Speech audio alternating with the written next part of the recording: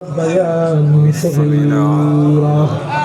أي رب العالمين পরবর্তীকার আমরা কিছু মুরব্বিয়ান کرام ছোট্ট ছোট্ট ইয়াংস্টার যুবক বন্ধুগণ আল্লাহ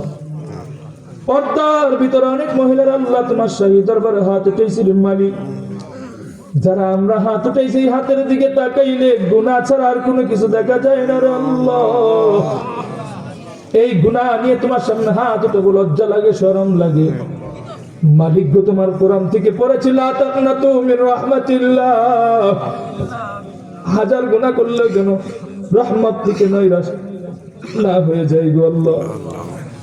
এজন্য তোমার কাছে হাত উঠাইছি শুধু তাই নয় আমরা যেই গুনাহ নিয়ে তোমার সামনে উপস্থিত হইছি এই গুনাহ নিয়ে যদি আমরা কবরে যাই তোমার নবী স্পষ্ট ঘোষণা করেছে কবরের দুই পাশের মাটি নাকি চাপ দিয়ে বুকের হাড্ডিগুলোকে ভেঙে তছনছ করে দিবে গো আল্লাহ আমরা দুর্বল মানুষ বেতের বাড়ি সহ্য করতে পারি না নিজের সন্তানকে শিক্ষকরা শাসন করলে শিক্ষকের চাকরি খেয়ে ফেলি গো আল্লাহ পুলিশের বাড়ির আঘাত সহ্য করতে পারি না রে মালিক তাহলে ওই কবরের ভিতরে গুর্জের বাড়ি কি করে সহ্য করবো মালিক রে গুনার দিকে না তাকাইয়া তোমার রহমতের কুদরতি দৃষ্টি দিয়ে আমাদের দিকে একটু নজর বুলাইয়া মালিক রে প্যান্ডেলে যারা হাত উঠাইছি মহিলা প্যান্ডেলে যারা হাত উঠাইছে প্রত্যেকের হায়াতের জিন্দেগির গুনাহ খাতাগুলোকে তুমি মাফ করিয়া দাও আয় রব্বুল আলামিন পরওয়ারদিগার তুমি যদি আমাদের গুনাহ মাফ না করো গো তোমার নবী বলেছে এই গুনাহ নিয়ে যদি আমরা কিয়ামতের ময়দানে হাসরে উঠি গো সেই হাসরের ময়দানে নাকি মাথার অর্ধ হাত উপরে সূর্যটাকে ঢেলে দেওয়া হবে সেই সূর্যের তাপে নাকি আমাদের মাথার মগজ নাকি গরম হয়ে টকবক টকবক করে ফুটন্ত হয়ে গলে গলে জমিনের মধ্যে পড়তে থাকবে রে মালিক আমরা দুর্বল মানুষ বাইরে রৌদ্রের তাপ সহ্য করতে পারি না রব্বুল আলামিন কুদরতি নজর দিয়ে মাহফিলের দিকে তাকায় দেখো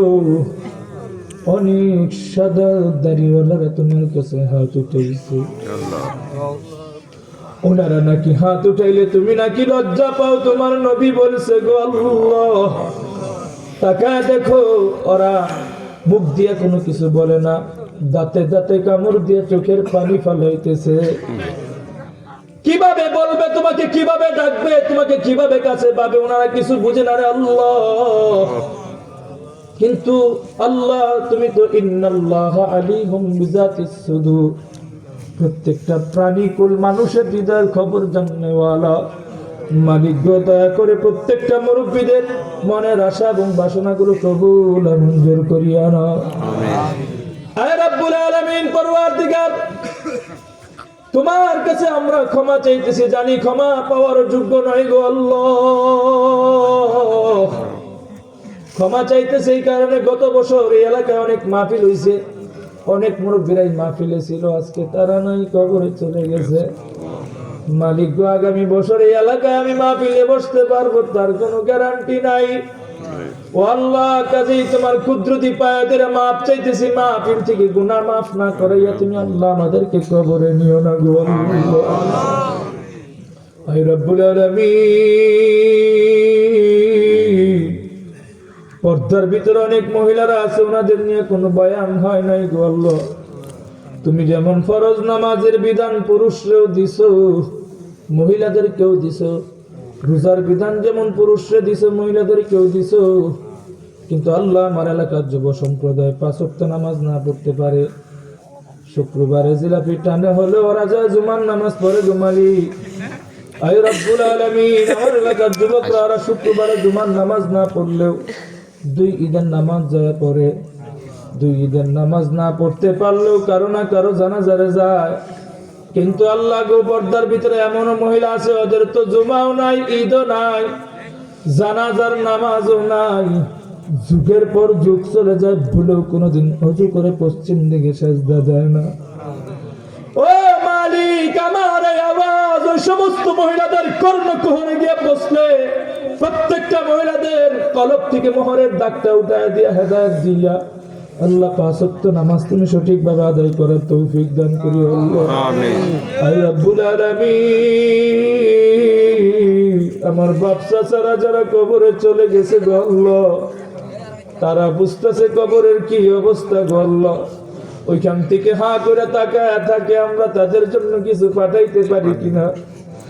আল্লাহ। কিভাবে পাঠাবো? সবাই নিজেদের ফ্যামিলি নিয়ে ব্যস্ত থাকি, সন্তান নিয়ে ব্যস্ত থাকি,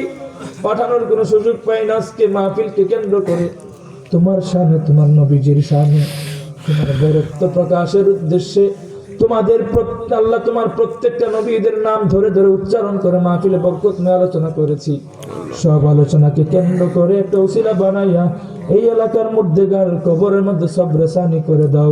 আয় রব্বুল আলামিন, পরওয়ারদিগার আমাদের মধ্যে যারা অসুস্থ আছে আল্লাহ তাদেরকে শিফা আজিলা দাইমা নসিব করো। আয় রব্বুল আলামিন, যারা ঋণগ্রস্ত আছে আল্লাহ তাদের ঋণকে পরিশোধ করবার তৌফিক দান করো।